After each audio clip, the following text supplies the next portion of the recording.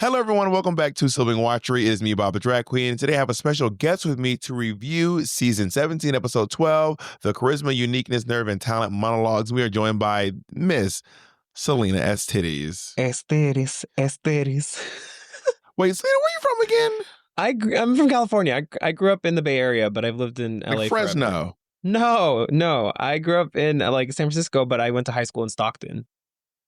Where's Stockton? Is that in the LA area? In Los Angeles County? It's North Central Valley, so it's like closer to Sacramento. And it's ghetto as fuck. It was like second most ghetto city to live in America. What was number one? The Detroit, I think. Also, who did this ranking? This sounds like a racist ranking. It was Ghetto from 2000 cities.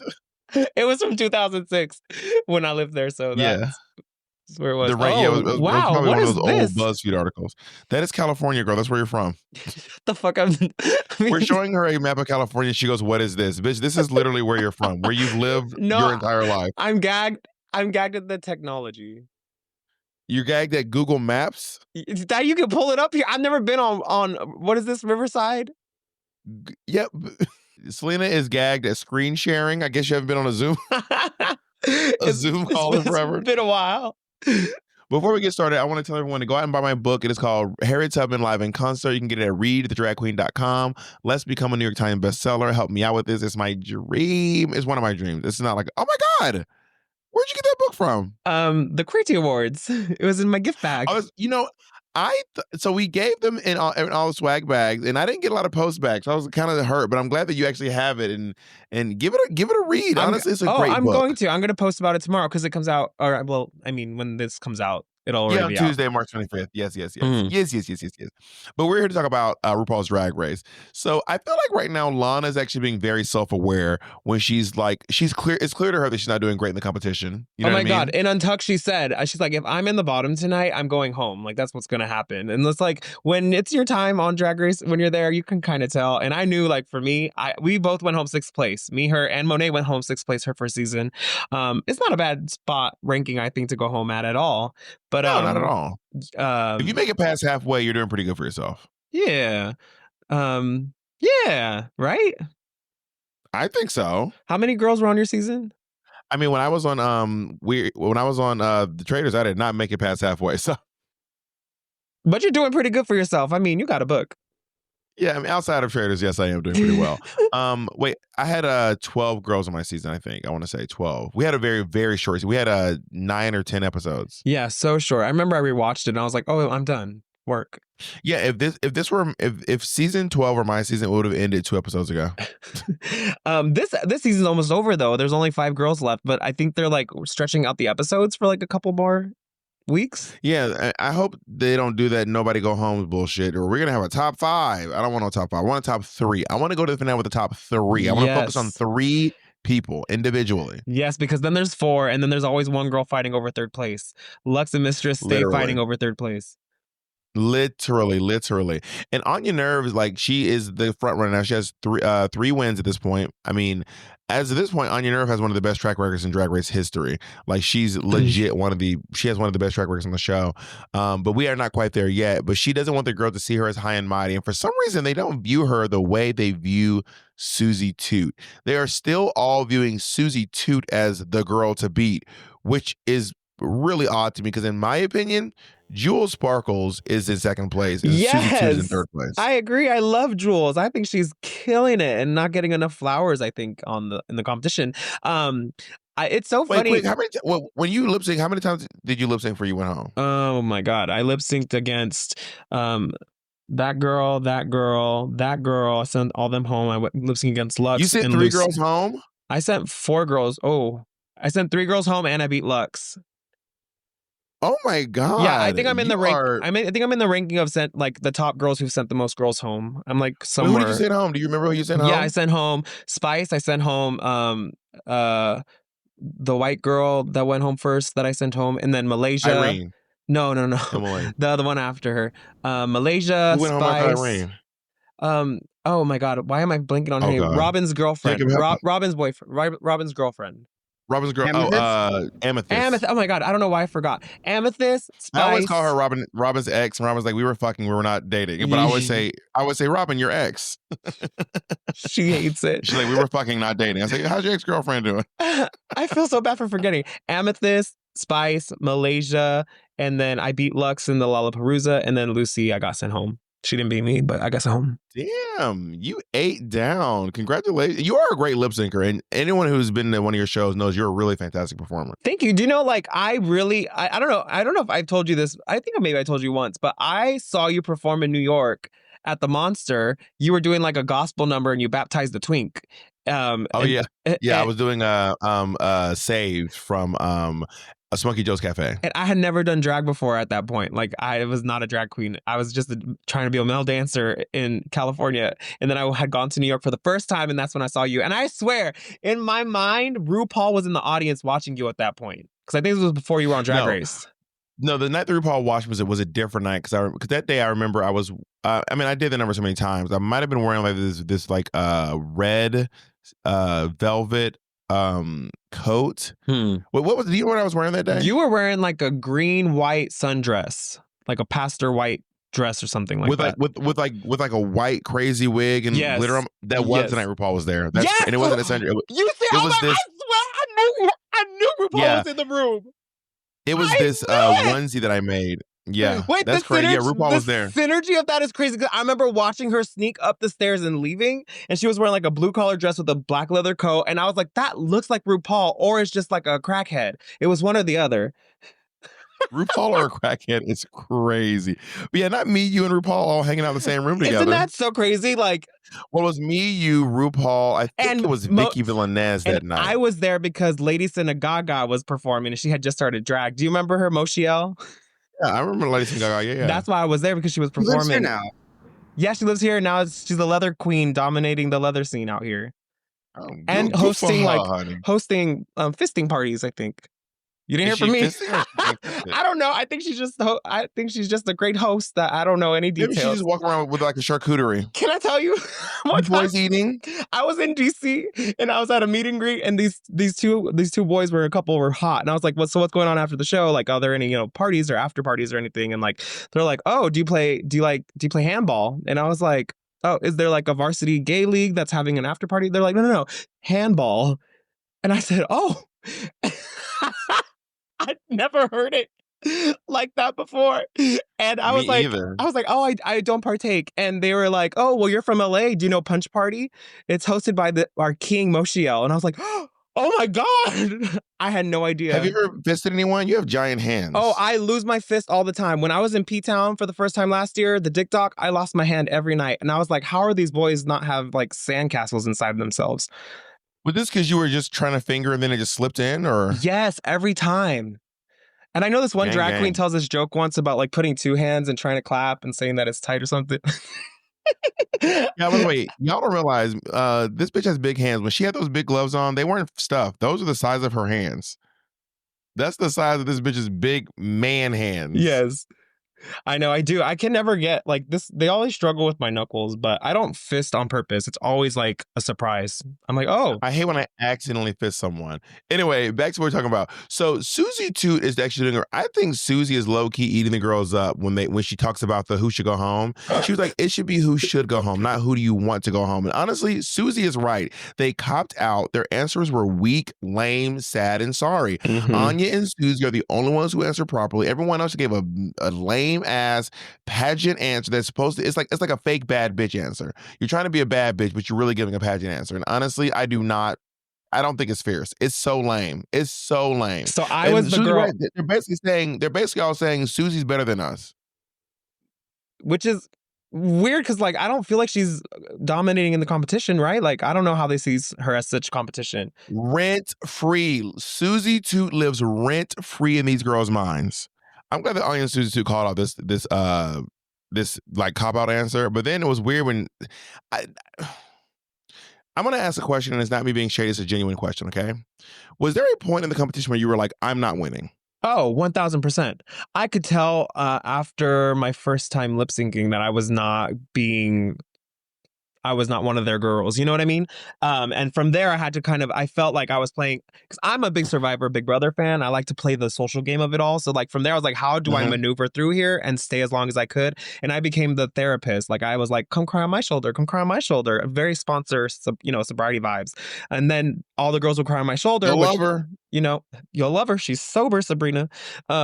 So I feel like I play the game that way in order to stay a little longer and then get to showcase like what I actually was capable of and the challenges from there on. So, and in the lip syncs, quite frankly. Which I didn't realize while I was there. While I was there, I was like, why am I at the bottom? It doesn't make sense. But I was like, oh wait, I'm showcasing what I'm good at and then getting booked because of it. So, if I could tell any advice to any future Ru girl or Ru girl right now, it's just to like lean into whatever happens there. You know what I mean? Like I wish I would have leaned in a little more while I was there instead of feeling so like, what's going on?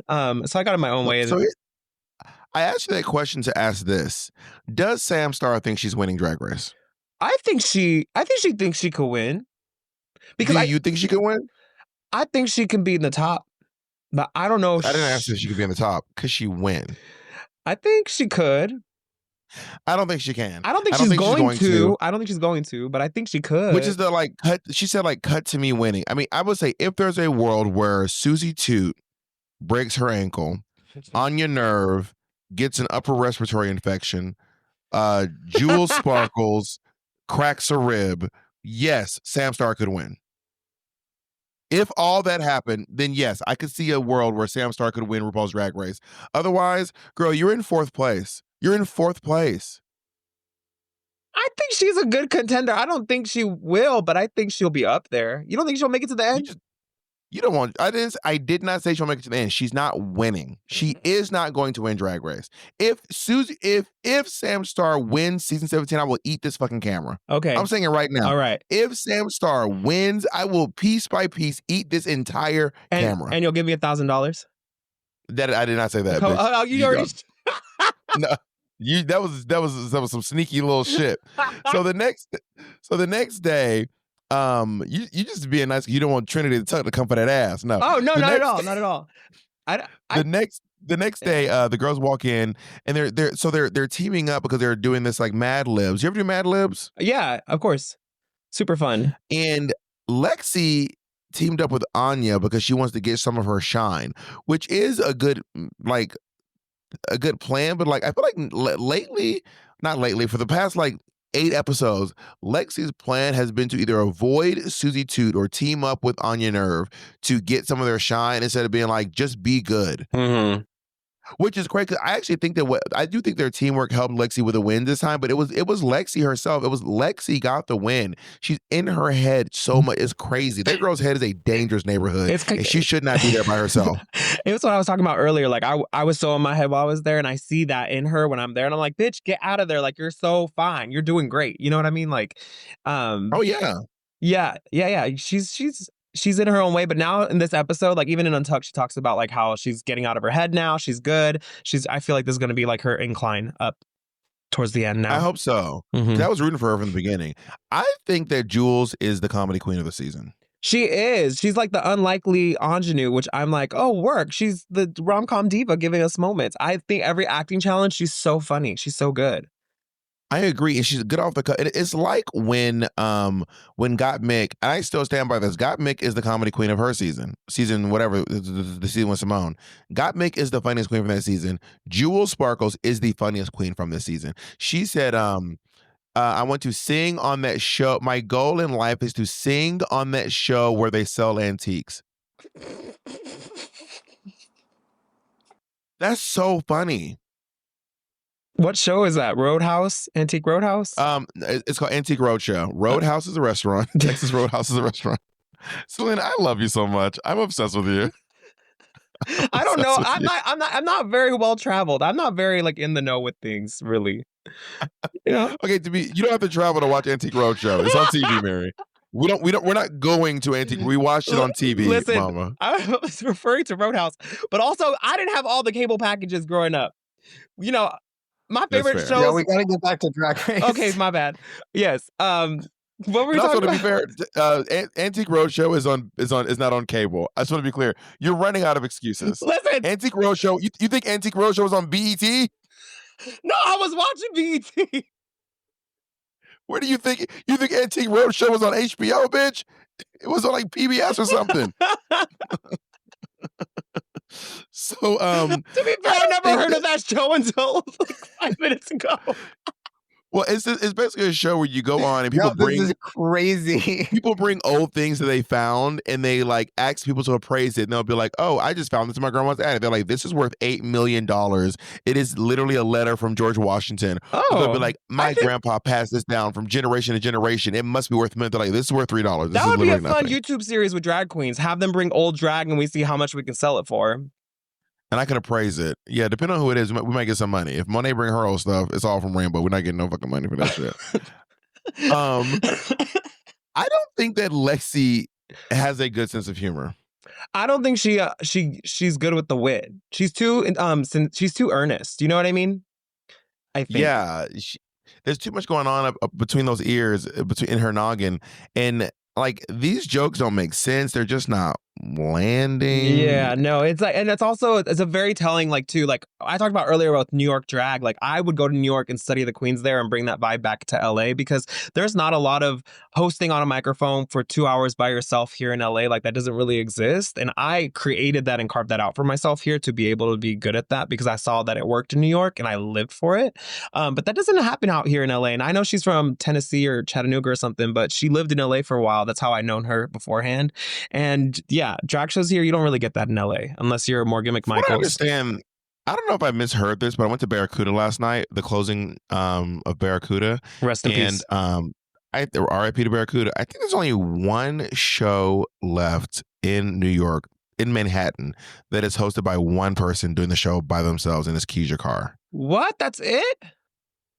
I think it might, but I might be wrong. I might have misheard, or maybe the queen who said it. There's a shift lately in New York drag where it became about these dancing queen girl groups, I feel, and like the Assassins. Partner shows. And a lot of that started happening. But I remember back in the day, like I used to go and I would watch Pixie. I would see The Help. I would see like Brita's show. It was just such a lot time. of us got snatched up by Drag Race. Me, Brita Filter, Monet Exchange, Bianca Del Rio, and then Sherry Vine and Jackie Beat moved to LA. Peppermint got snatched up by RuPaul's Drag Race. So a lot of the girls who were doing these like one-woman shows just got scooped up and, you know, put into the world of drag at large. And again, I think going back to like this season in particular, it's a lot of young queens who don't have a lot of experience to begin with. So no way are they going to have their own show with a microphone where they can come up with this kind of stuff, which I think is I love challenges on Drag Race that also are very practical with like drag outside in the real world. And I feel like this is very much that vibe.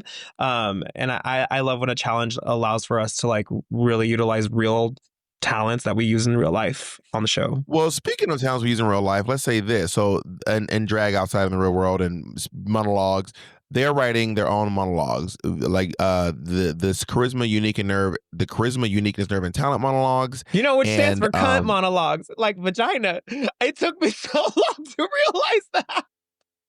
What you mean from this episode specifically? Yes, I was like, why is that such a long title? Selena, you are nothing if not beautiful. Let me say that right now. You are hot. You got that going for you. It made sense. It made sense. You better keep these looks going, because between this Texas Roadhouse and thinking Antique Roadhouse on BT.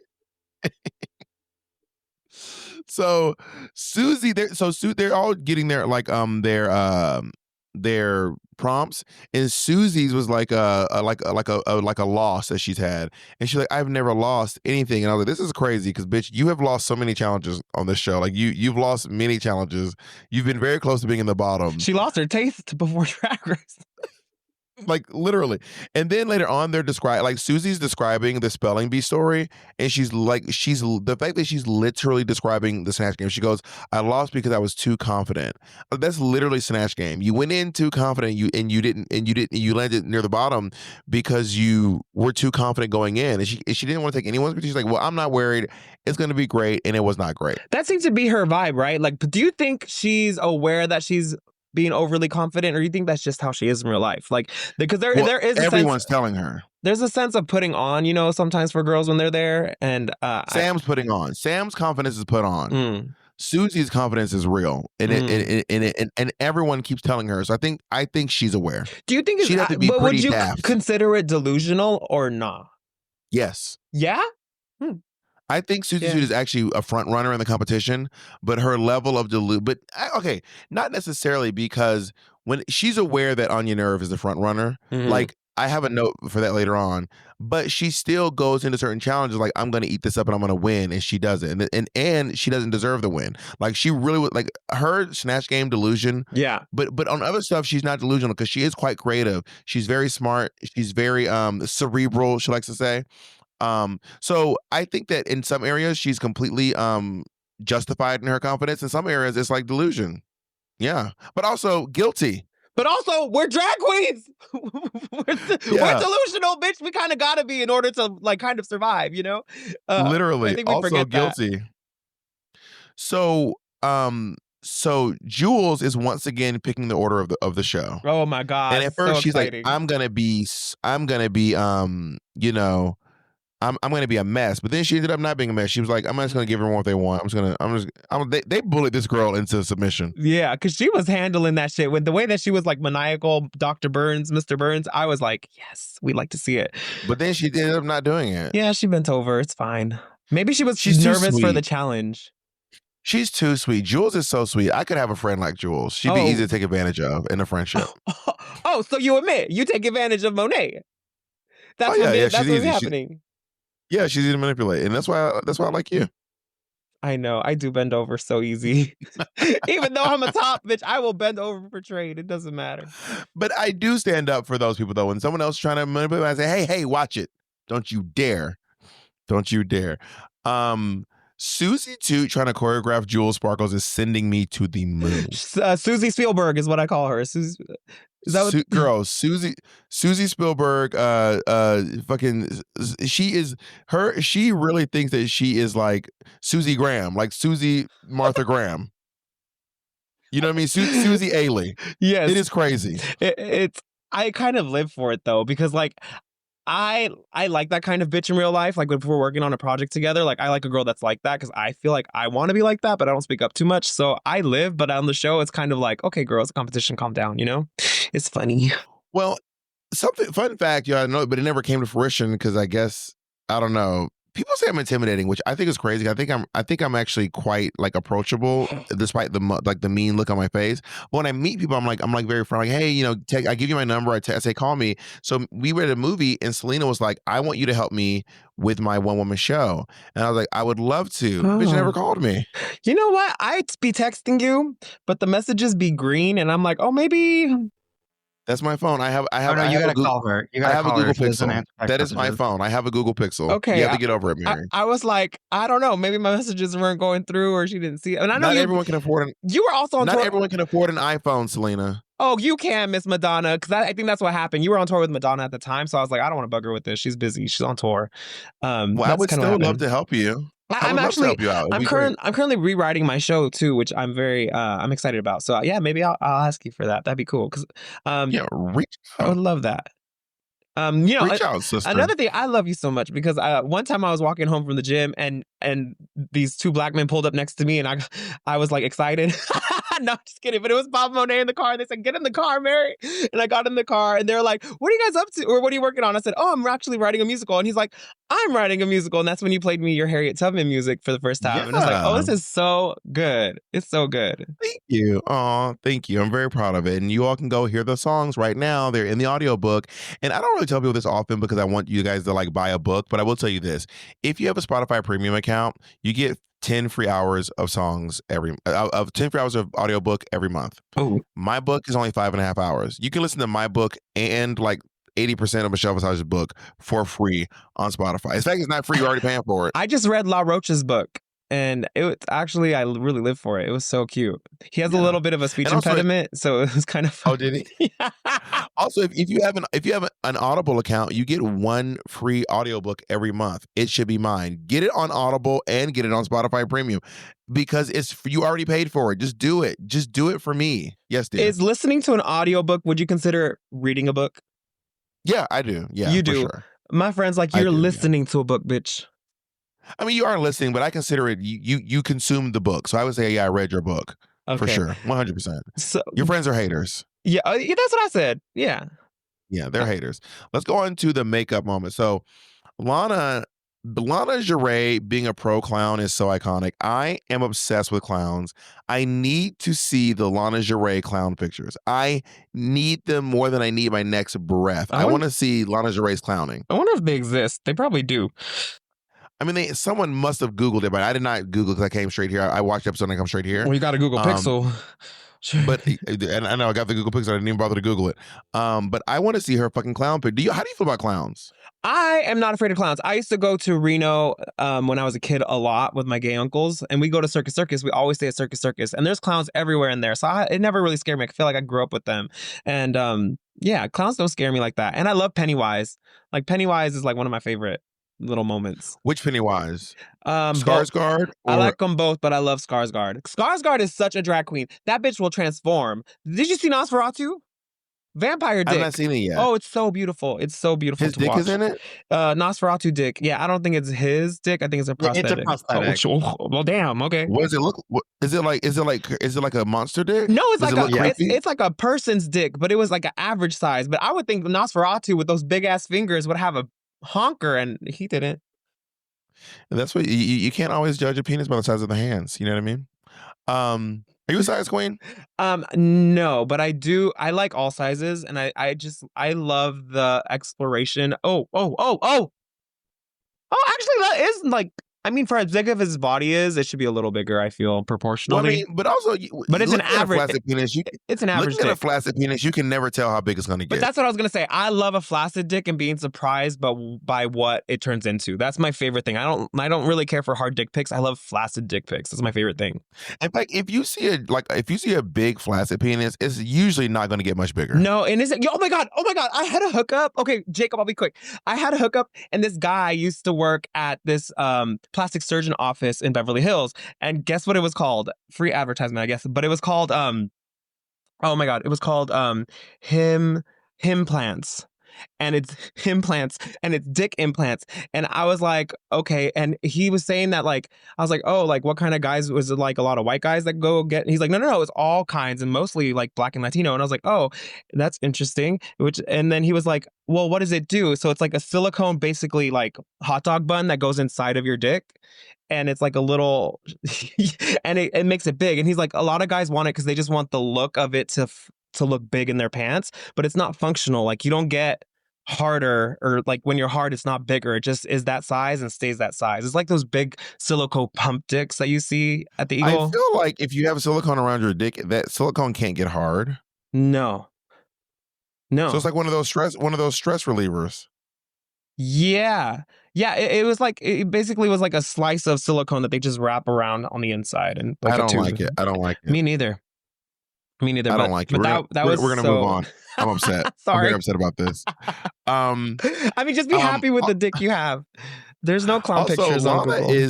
Lana Jarre is actually pretty good with her physical comedy when she's like doing the her physicality. I mean, when she's moving around doing the praise dance. And so, my God, Jules Sparkles her body is so. Like, I know she told us that she has this surgery, the metal in her, the titanium in her that was spine. Wasn't that Arietti? That was Jules. The whole time? The whole time. That was Jules, yeah. But this girl is mobile. Work. And her physical comedy when she was doing the pantomime stuff was so funny to me. She was so good. Well, we haven't gotten to the challenge yet. Okay, we're not talking about the challenge. We should go to the challenge now. We'll start with the challenge. We'll start with Susie Toot. I took some notes. So I think that she should have spelled each word as she was going along. Like, she kept saying the words, but she wasn't spelling the words, and that was bothering me. She has such a good like base to create something really good there, I think, with her act. Jules was being too nice. I think it's what you said before. Jules's monologue was like too earnest and too sweet. We're still on Susie. We're still on Susie. Oh, were they partners? Yeah. Yeah. Okay. Sorry. We do one at a time. And I think that Susie's, okay, first of all, I think that what she was saying was, because this was not clear, that the word she spelled was air, A-I-R, but the word was actually heir, like an heir to a throne. Oh. I'm assuming that's what she's saying, because she spelled heir correctly. Didn't she say A-I-R? No, she said A-E-R. Oh, she said A-E-R. But it would have been funnier if I think she spelled H-E-I-R. right? Yeah, and I think also the word should have been approval. And I love that she got her father's approval, but the story would have been better if she didn't get her father's approval and she found the approval within herself. To me, that would have been a better story. And then called herself DADDY. Yeah. Exactly. And then she put on her big fisting gloves and went to a punch party. Y'all, we've all been there. You check your bank account and suddenly you're hit with an overdraft fee or fees. So this day, baby, it be fees on top of fees on top of fees. And that makes an already tight situation even worse. That's a good drag name, Fifi Overdraft. That's a good one. I remember that one time, y'all. I was going to the Dallas BBQ, the one in the West Village near 6th Avenue, and I had just gotten paid, but my rent was debiting that same day because my check was a little late, and I thought I was rolling in the dough. So I was buying drinks for myself, for coworkers. I was like, it's on me tonight, y'all. Let's live. She bought me a drink. I don't even drink. The next day, category is your bank account is closed. I had nothing. No money on my card. And let me tell y'all, it was very, very, very sad. And that's why I love Chime. Because when you open a Chime checking account, you're one step closer to a better financial future without all the unnecessary fees. Here's what makes Chime different, okay? There are no monthly fees, no maintenance fees, and no minimum balance requirements. They're fee-free overdraft up to $200 with SpotMe. So if you ever go a little over, you won't get slammed with an overdraft fee. Your next deposit just applies to your balance. Get paid up to 2 days early when you set up direct deposit. Need access to your paycheck before payday? With My Pay, you can access up to $500 before payday with no mandatory fees or interest, because sometimes you just need a little extra cash to hold you over. Plus over 50,000, I will say it again, 50,000 fee-free ATMs, which is more than the top 3 national banks combined. And here's the thing, millions of people are already using Chime to make financial progress to date. Chime has spotted members over $30 billion with SpotMe alone. Want to get started? Make progress toward a better financial future with Chime. Open your account in just 2 minutes at chime.com/sibling. That's chime.com/sibling. Chime feels like progress. Banking services and debit card provided by the Bancorp N.A. or Stripe Bank N.A. Members FDIC. SpotMe eligibility requirements and overdraft limits apply. Fees apply at out-of-network ATMs. My Pay eligibility requirements apply. Credit limits range from $20 to $500. $2 fee applies to get funds instantly. Chime checking account required. Go to chime.com/disclosure for details. Hey, I know the video just cut off, and I know you're upset about it because you want to see the dolls. I know you do, but there is one way to see us. Go to our Patreon, right, Roberta? That's right. And not only will you see the rest of this video, you're going to see so many exclusive videos. You get to see some of our one-woman shows. You get to watch our Untucked Thoughts. You get to see, listen, there is, I'm just going to go ahead and say it. It's the best Patreon in the business. 100%. Bar none. All right, let's get back to the episode. Let's do it. But Jules was a great dancer for her, I believe. Mm-hmm. She interpreted really nicely. She was doing the thing. I like these outfits they're wearing too. These outfits are sending me to the moon. Alvin Ailey reeled this. The moon. For real. What do you think of Jules? Again, I think Jules was very earnest. I think she was just too sweet for her own good, you know? It needed a little more sassy, nasty. Yeah. I rewrote a line. She goes, my best friend was a ghost and no, I'm not a medium. She should have said, I'm an extra small. That would have been funnier to me. But she was like, no, I'm not a medium. And I can't talk to your dead grandma. Like, she'd be like, I'm not a medium. I'm actually extra small, but thanks for asking. It looked thick, don't it? I look thick. Do you watch Hacks? Do what? Do you watch Hacks? No, I don't. I'm catching up right now, and it's all about this like old washed up comedian. Well, no, she's not washed up, but it's like her joke writer. So they're constantly bouncing jokes back and forth. So what you're doing right now is very much that. It's very. I do this with comedy friends all the time. There weren't enough jokes in there, and I think that she could have had some like age jokes about. This would be a great joke, right? If you said something like, oh my God, I remember watching Bianca Del Rio on Drag Race when I was 2 years old. Ha ha ha, that's the joke. Mm-hmm. And then she goes, and I remember watching RuPaul on Drag Race, RuPaul on MTV when I was 2. And by the way, that's not a joke. I was actually 2 years old. RuPaul was on MTV. That would be funny to me. Or Lana Del Rey wasn't even alive, I don't think, when RuPaul was on MTV. No. Literally. I think she was born on season 3 or something. Right, or if she would have been like, and I remember watching Bianca on Drag Race when I was 2 years old, and I remember my mom watching RuPaul on MTV when she was 2 years old. Yeah. Right, but I mean, it was just an opportunity. What do you think about Anya Nerve? I think Anya is fantastic. She is so, I could hear her talk about anything because she's so sweet and she's so, which I did not expect from her from the beginning of the season, like from the Meet the Queens and everything. I was just like, okay, but I live for her. She's so good. I agree. Her and Lexi's wigs are criminal, and I'm sending those wigs directly to prison. Those wigs are going to prison. I'm calling the cops right now. I'm calling the fashion cops, and they're taking those wigs away. Those yellow kitty cats. Yes. Ugh, my God, they were criminal. RuPaul had the wig. It's the same one. By the way, fun fact: a chicken wing also ended my veganism. Wait, what? I was a vegan because that was her story. Yeah. I was a vegan for a couple of years, and the chicken wing also ended my veganism. It really did. Because you ate it? The chicken wing will do it to you. The chicken wing will do it to you. There was this place over near Carnegie Hall. It's like right across the street and 1 block up from Carnegie Hall. Oh my God, this place had the best wings. I'm gonna try to go to there tomorrow if they're still there. Oh my God, those wings were so good. Do you like boneless wings, or am I a loser for liking nuggets? I don't think you're a loser, but I think that bone in just tastes a lot better. It's just a better wing. One time I had a chicken wing. You're not eating wings, baby. You're eating chicken tenders. I mean nuggets, yeah.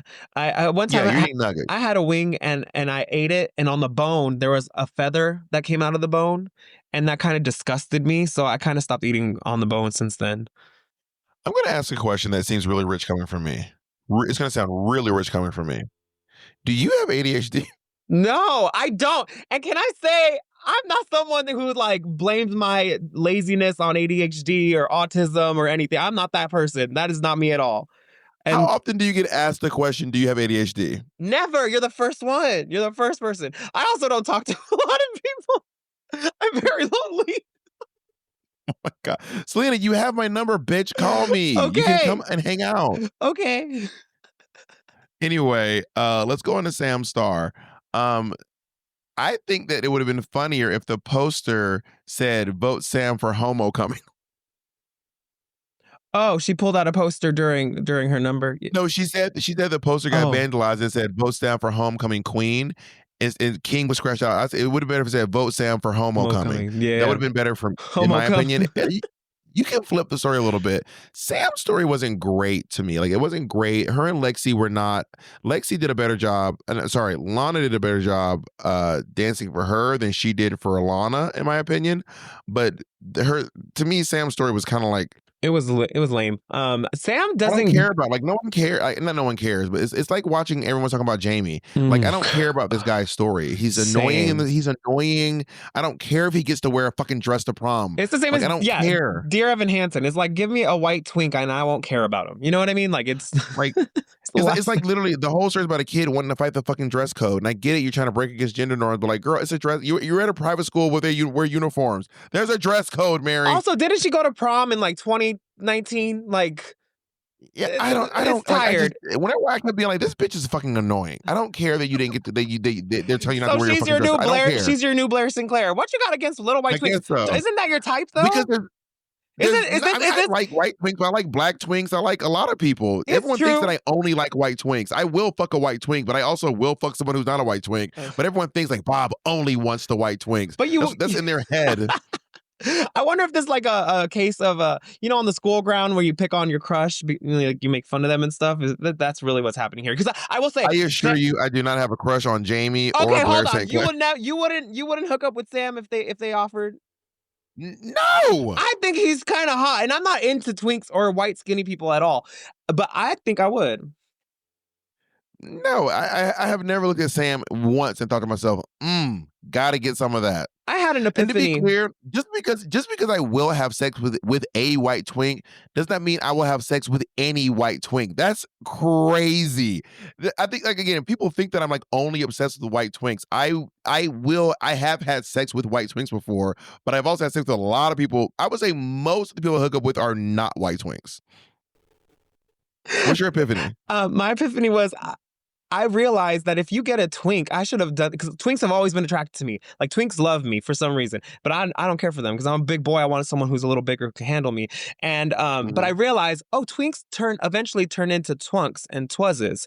So if I invested in a twink now, I could have, someone that then becomes like an otter or a twunk later on. I don't know why. But what if your stock doesn't? What if your portfolio doesn't appreciate in the proper way, and you realize that you've invested in a forever twink? What are you gonna do then? I'm gonna need a roster. You invested in the Courtney Act, and the Courtney Act is 45 and still a twink. Now what are you gonna do? No, I can't do that. That can't be the case for me. No, I'm gonna have to. But you don't know what you're gonna get. What if you invested in someone like Troye Sivan and you end up with a forever twink? Oh, I can't do that. That's not my vibe. See, that's maybe my epiphany's not very okay. I need to rethink. Maybe you can be a feeder though. A what? A feeder? Oh, I know a queen who's a feeder. I'm not gonna say their name. Say their name. I'm not gonna say their name. Cover your mouth and say it. Cover your mouth. We'll bleep it. No, really? You'll bleep it? Yeah, we'll bleep it. Yeah. Do you know this? Oh yes, bitch. Yeah, yeah. It's so much fun. They'll tell you all about it. Well, good for her. Isn't that so random? It's the randomest. I had a hookup with a feeder once, and it was insane. What did you eat? What was on the menu? Chicken wings? It was just drink. I wish it was just drink a lot of water. It was just drink a lot, like an absurd amount of water. Oh, I wonder how that kink comes into play. Like, how I think a lot of kinks are traumatic, like childhood shit that you bring into adulthood is how I feel. I wonder what happened to you when you were younger that makes that your kink. I think he just liked bellies. Like, I think he just likes bellies. Huh. That's cute. Maybe his dad had a nice belly. Oh. Maybe. Who knows? I don't want to go too deep into these guys. Let's go. Lingerie has such a monotone voice. Yes. That I think it is hard. It's kind of hard to listen to for over a long period of time. Mm-hmm. And it's hard for her to give an exciting story because even when she was crying and leaving, she was like, I want to thank you so much for this amazing moment. This means so much to me. This has been the dream of my lifetime. Even when she's very emotional, that's just how she talks. 1000%. Which is I didn't ever know, because I knew Lana before the show too, and I never known her to be very vocal. She was always a very visual queen to me. And I don't think the monotone is helping her in her favor, with the fans either. Let's look at some outfits and get into the runway. Category is World's Ugliest Dress. Okay, I know a thing or two about ugly dresses. I'll tell you that much. You are a golden boot. Are you the first golden boot recipient? I'm the third. First it was Lala Ree, then Maddie Morphosis, and then me. I can't even remember the order of the show anymore. I feel like RuPaul. Oh yeah. Seattle, literally. Seattle. I hate Seattle. Let's get into, first of all the judges look great. I love every one of their outfits. I love this look on RuPaul. This is her coronavirus hair. This is finally some good hair this season. The wigs, she has been shaking the wigs out of the bins all season and plopping them on from the 70s.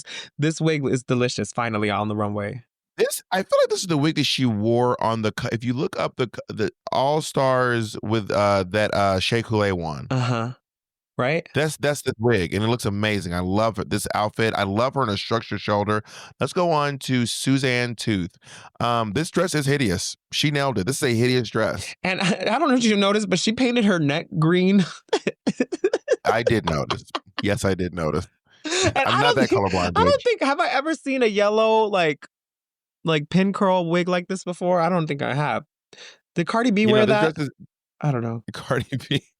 Belle Khali's almost on the Invasion of Privacy. Yeah. No, this dress is ugly. She nailed it. This dress has a lot of character. Okay, but a very confusing category because is it an ugly dress? But oh my God, she made it fashion, so work. Kind of like Lexi. We'll get there. No, if you recall from season 7, that is not the case because Miss Fame made it fashion. By the way, justice for Miss Fame. I do think her dress was ugly, but anyway, that's a conversation for a different time. I do think that the point is not to make it fashion. That's why Miss Fame went home, because her and Pearl didn't do a good enough job making the dresses ugly. Ugly because they were too pretty. Okay, so we want to be ugly. That's the goal here.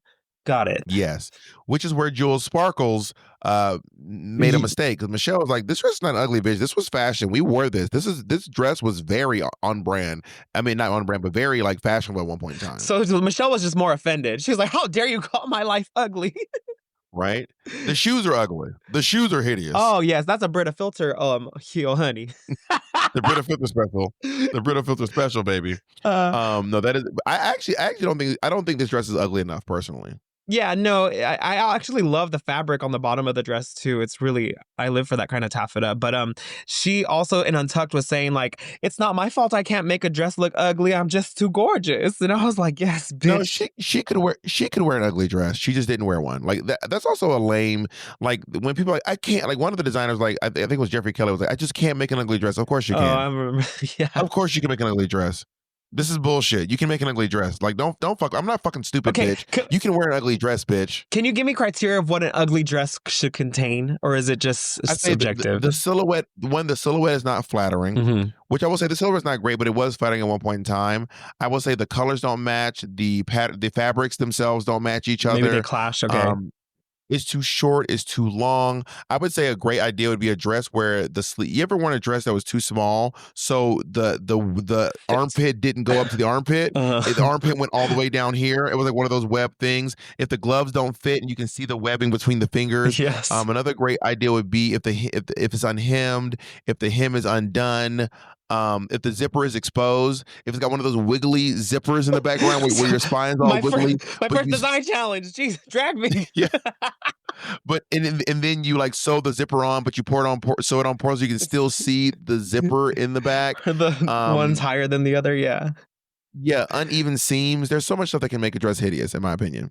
And this dress doesn't have any of those things. It might be a little unflattering on silhouette wise, but for world's ugliest dress, it is not. But however, on your nerve, this outfit is fucking hideous. Oh, this was crazy.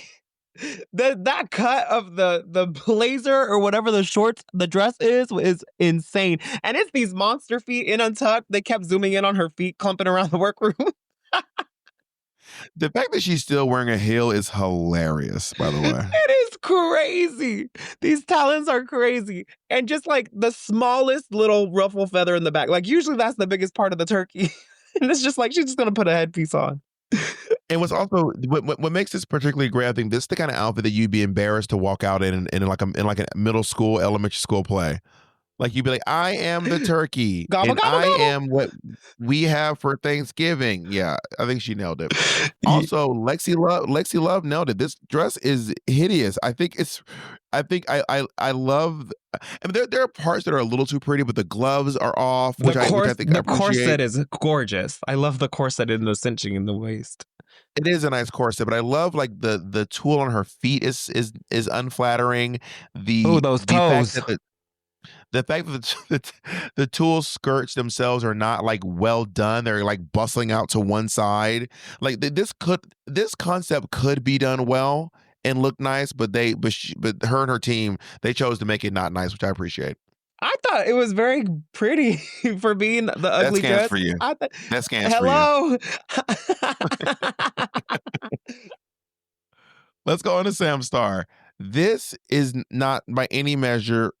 This is where Jeffrey Kelly made this. Like, I'm sorry, I just can't make an ugly dress. Of course you can make a fucking ugly dress. And this dress isn't ugly. And I hate that she came out in this trying to tell us that she thinks this is you trying to tell me that you think you're just so fucking fashionable that you couldn't possibly wear an ugly dress, which is what Jill was saying. Bitch, I'm not stupid. Don't lie to me, bitch. You can wear a fucking ugly dress. She did that in Untucked too. She was like, oh, I should have asked Susie for a dress. I just don't own anything ugly. But it's like, girl, meet the challenge. Shut the fuck up, meet you the challenge. lame asshole. Yeah, of course you can. Like, do the challenge. You know what I mean? Anyway, speaking of ugly dresses, Lingerie nailed it. This dress is fucking hideous. Oh my God, disgusting. I didn't understand it the first time. Was it on Drag Race a couple times? No, just once with Candy. Just twice. Literally a couple. Twice, yes. And I will say this too. We're gonna get into it. There was some drama around this dress and around what Sam Star is wearing, and we're gonna be having that conversation in our Untucked exclusive, which you can catch over on the Patreon. What's the drama? Is that coming later? Okay. I can't tell you. I'll tell you in the Untucked exclusive.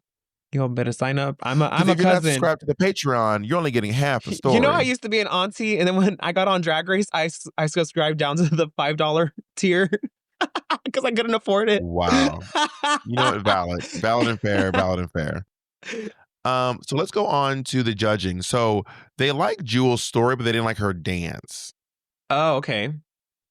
They did. That's what they're saying anyway. They like her story, but no, they like her dance, but not her story. They liked her story, but not her dance. That's what it was. Yeah. And wait, sorry, no.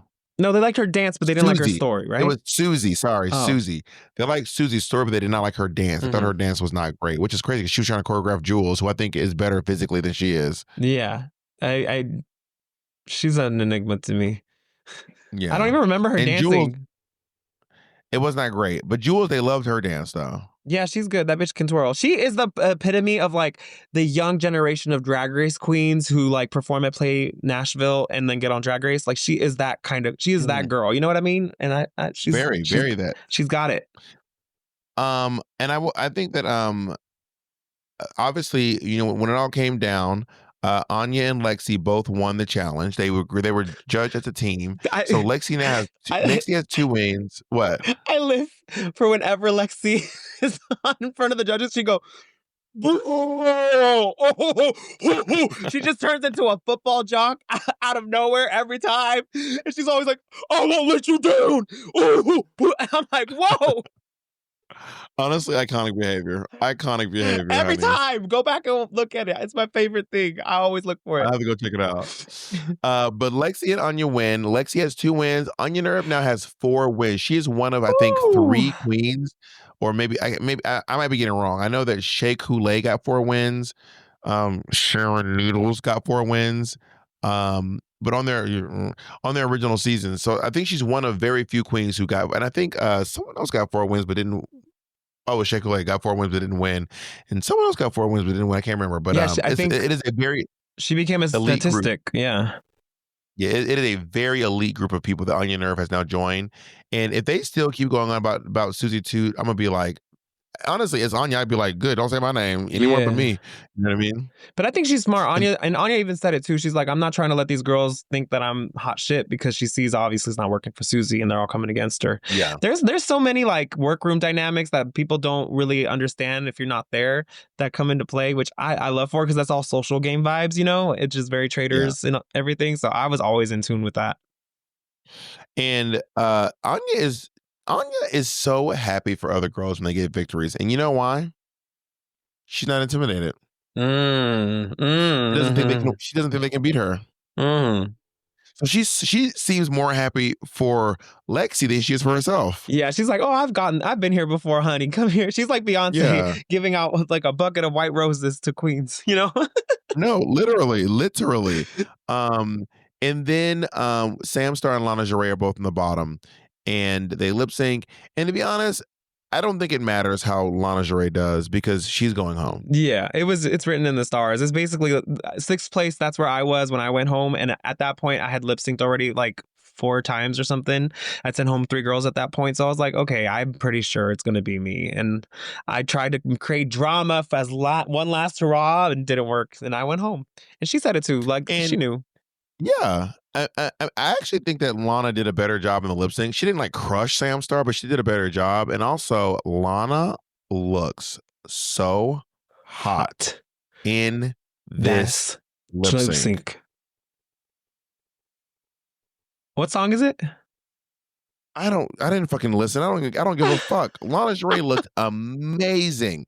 She looked like a fucking supermodel. It was like crazy. That is the Lana I know. That hideous dress and that bathing suit was like, oh wow, she looks amazing. She looks like a fucking supermodel. It was very, very stunning. Like, if I'm gonna go out, I'm gonna go out, and y'all are gonna remember this body. Yes.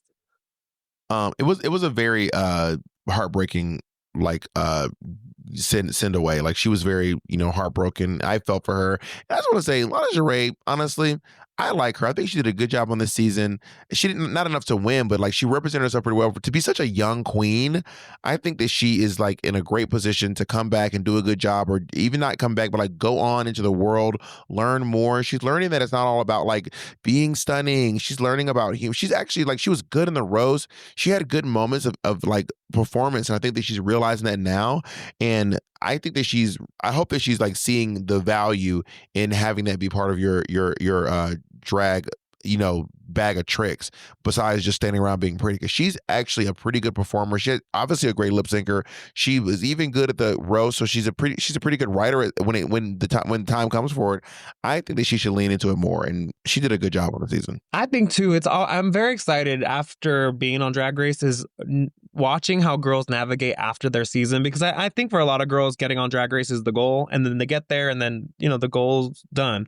But I think for girls who like want to build a career after the fact, to watch how they do that is very interesting to me. And that's why I study Trixie, I study Alaska Jinx. I'm like, what are these bitches doing, and how am I going to pave my path? And how they I look at the girls who are paving paths for themselves. So I'm very curious to see how these girls after this season will pave a path for themselves, because a lot of them are so young, and a lot of them felt like, oh, they just want to get on Drag Race, is how I felt when I first started watching this season. But Lana even tweeted she wants to be a model, and I could see that for her. That is legit. I could see her in runway shows for sure. And looking at other girls in the past, I'm excited to see how Lydia does after the show. Corey King's already cementing herself with these cameos and characters she's building, which I think are really funny and a lane for her, which is really fun. So I love watching how the girls navigate after the fact. Yeah, good for them. So Lana, best of luck to you. I as one New York queen to another, I'm proud of you. You did a good job on the show. You sent a lot of girls home, honey. You sent 3 girls packing. So good for you, honey. She is the lip sync assassin of the season. Do you think so? And Sam, who else is? I don't think there is another one. So is it Lana? Well, Lydia. People are trying to say Lydia's the lip sync assassin. I think it's Sam. I mean, not Sam. I think it's Lana. It could. I think that if it ever came to it, it could be Lexi. I've seen videos of Lexi lip syncing. She's insane. She's insane. Lexi is a very good performer. Well, we should see her lip sync. We haven't seen in the bottom yet. Go Google them. She lip syncs down. It is very impressive. I mean, in this season, Lana has been in the bottom most and sent the most girls home. So she is so far technically the lip sync assassin. So is that what you consider a lip sync assassin is the person who sends the most girls home? I would say, yeah, who sends the most girls home, yeah, okay, for sure. I think I sent the most girls home on my season, but everyone says Anitra's a lip sync assassin because she's fucking sickening. So I think I got overshadowed by her. So I see that. Yeah. I see that. She ate you up with that one. I know. Listen, y'all, we are done here, but if you want to hear our thoughts on Untucked and the Twitter drama, then I will see you over on the Patreon. Bye, everyone.